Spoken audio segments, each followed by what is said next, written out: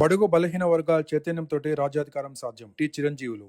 పోరాటాల కిల్ల నల్గొండ జిల్లాలో 56% ఉన్న బీసీలకు జనాభా దామాషా ప్రకారం చట్టసభల్లో తగిన ప్రాతినిధ్యం దక్కలేదని, బీసీలలో చైతన్యం తెచ్చి బడుగు బలహీన వర్గాల జెండా ఎగరవేయటమే ధ్యేయమని బీసీ ఇంటెలెక్చువల్ ఫోరం రాష్ట్ర వ్యవస్థాపక చైర్మన్ రిటైర్డ్ ఐఏఎస్ అధికారి టి చిరంజీవులు అన్నారు. ఆదివారం నల్గొండలోని జిఎల్ గార్డెన్ లో బీసీఐఎఫ్ జిల్లా చీఫ్ కోఆర్డినేటర్ నేలపట్ల చంద్రశేఖర్ అధ్యక్షతన నిర్వహించిన సామాజిక న్యాయ పోరాట సభకు ఆయన ముఖ్య అతిథిగా హాజరై మాట్లాడారు. కేంద్రం వద్ద పెండింగ్ లో ఉన్న 42% బీసీ రిజర్వేషన్ల బిల్లును వెంటనే ఆమోదించి రాజ్యాంగంలోని 9వ షెడ్యూల్లో చేర్చాలని డిమాండ్ చేశారు. లోక్సభ, శాసనసభలతో పాటు ఉన్నత న్యాయ వ్యవస్థలో బీసీలకు జనాభా దామాషా ప్రకారం ప్రాతినిధ్యం కల్పించాలని అన్నారు. ఈడబ్ల్యూఎస్ రిజర్వేషన్లు పునఃసమీక్షించాలని, బీసీ సబ్ ప్లాన్ చట్టం తీసుకురావాలని, కార్పొరేట్ పాఠశాలలో 25% సీట్లు కేటాయించి ఫీజులు నియంత్రించాలని కోరారు. ఖాళీగా ఉన్న 1,50,000 ప్రభుత్వ ఉద్యోగాలను భర్తీ చేయాలని, కామారెడ్డి డిక్లరేషన్ హామీలను తక్షణమే అమలు చేయాలని స్పష్టం చేశారు. విశిష్ట అతిథిగా హాజరైన ఎమ్మెల్సీ నెల్లికంటి సత్యం మాట్లాడుతూ విద్యా, ఉద్యోగ, రాజకీయ రంగాల్లో బీసీలకు జనాభా దామాషా ప్రకారం బడ్జెట్ రిజర్వేషన్లు కల్పించాలని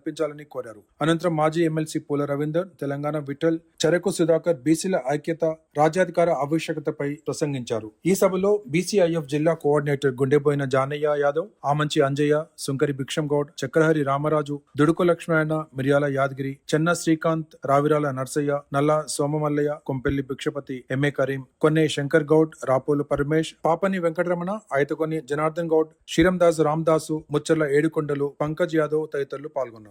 28 లక్షల కోట్లు ఖర్చు అయితే బీసీలకు బీసీ డిపార్ట్మెంట్ ద్వారా ఖర్చు పెట్టింది కేవలం 28,000 కోట్లు. అందుకనే మేము ఏమంటున్నాం, ఆ 28,000 కోట్లు దేనికి పెట్టిందో హాస్టల్ బేస్లు, స్కాలర్షిప్ దానికి పెట్టింది. మరి ఆర్థికంగా ఎదుగుదా? కేవలం మీరు ఇచ్చే సబ్సిడీలు లేదా మీరు ఇచ్చే రేషన్ కార్డులు, ఆ పెన్షన్ల మీద వస్తారు. అది మేము ప్రశ్నిస్తున్నాం. అట్లానే ఇవాళ మీకు బీసీ సప్లాన్ తీసుకురాబడుతున్నారు. ప్రతి కుటుంబానికి, బీసీలలో ఉన్న ప్రతి పేద కుటుంబానికి సంవత్సరానికి 25,000 బీసీ బంధు పథకం, కుల బంధు పథకం అమలు చేయబడుతుంది. ఎందుకు చేయబడుతున్నాం అంటే, ఈ తెలంగాణ రాష్ట్రంలో మొన్న రేవంత్ రెడ్డి గారు చెప్పిన లెక్కల ప్రకారం గత 2.5 సంవత్సరంలో రైతుల సంక్షేమం కొరకు 2,67,000 ఖర్చు పెట్టినని ఆయన లెక్క 2.67 lakh crores గత 2.5 సంవత్సరాలలో. అది రైతు బంధు కావచ్చు, రుణమాఫీ కావచ్చు, ఫ్రీ కరెంట్ కావచ్చు, అదేవిధంగా బోనస్ కావచ్చు. మరి తెలంగాణలో 25 లక్షల కుటుంబాలు, బీసీ కుటుంబాలకు 1 ఇంచు భూమి లేదు. మరి వాళ్ళకేం కావాలి? వాళ్ళకేం లాభం వస్తుంది? నేను సింపుల్గా లెక్క చెప్తున్నా. తెలంగాణలో 1,10,00,000 కుటుంబాలు ఉన్నాయి వీళ్ళ కుల సర్వే ప్రకారం. అందులో భూమి ఉన్నటువంటి కుటుంబాలు కాస్త కూస్తూ అనుకుంటే 81 లక్షల మందికి భూమి ఉంది. మనుషులు, కుటుంబాలు కాదు. వాళ్ళ కుటుంబాల కింద కన్వర్ట్ చేసి 50 లక్షల కుటుంబాలకు దాడాలి. అంటే ఇంకొక 60 లక్షల కుటుంబాలకు భూమి లేదు. అందులో ఒక 30 లక్షల భూమి బాగుందనుకుంటుంది. మరి 30 లక్షల మందికి ఒక రూపాయి కూడా రాదు ఈ రైతు బంధుతో. మరి వీళ్ళకు నువ్వు ఏమించు? గత 12 సంవత్సరాలుగా ఆ గవర్నమెంట్ చేయాలి, ఈ గవర్నమెంట్. అంతకుముందు తెలంగాణ రాకముందు వలన కొంత బీసీ సంఘాలకు, ఆ బీసీ కార్పొరేషన్ల ద్వారా స్వయం ఉపాధికి డబ్బులు వచ్చాయి. ఇప్పుడు అది కూడా లేకపోతే తెలంగాణ ఎందుకు మనం ఏం సాధించుకున్నామంటే ఆ బీసీ సంఘాలను నిర్వీర్యం చేసుకున్నాం. అదే జరిగింది. అదేవిధంగా ఇక్కడ విద్యా హక్కు చట్టం గురించి, విద్యా హక్కు చట్టం పాలకులు ఎట్లుంటారంటే చెప్తాను.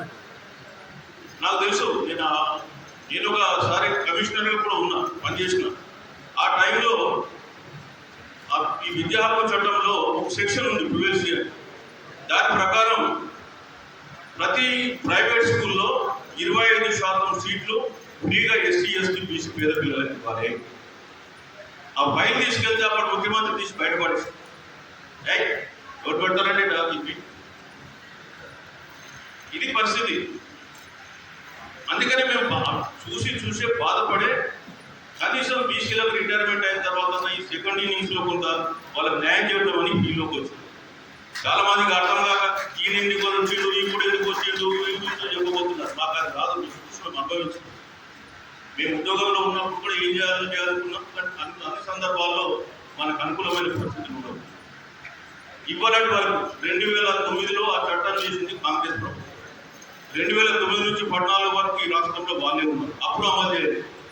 ఇప్పుడు 2.5 సంవత్సరాలు వచ్చి ఇప్పుడు అమలు చేయలేదు. ఇవాళ భారతదేశంలో 16 రాష్ట్రాలలో అమలు చేశారు. విద్యా హక్కు చట్టం సెక్షన్ 12C 16 రాష్ట్రాలలో అమలైంది. ఒక్క తెలంగాణలో ఎందుకు అమలైంది లేదు? ఎందుకంటే పాలకులకు బీసీలు అంటే పట్టింపు లేదు. ఇవాళ విద్యార్థులకు అతిపెద్ద వ్యాపారం తెలంగాణ, 1,00,000 కోట్ల వ్యాపారం జరుగుతుంది.